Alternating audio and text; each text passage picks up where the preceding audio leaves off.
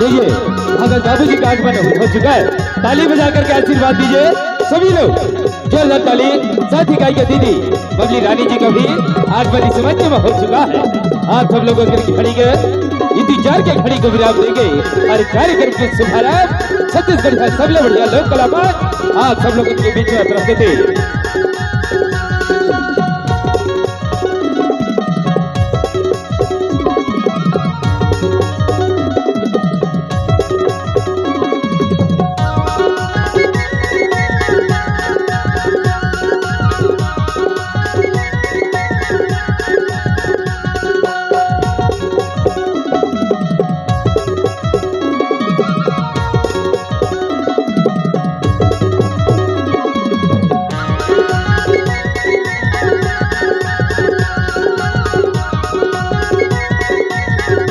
Hello.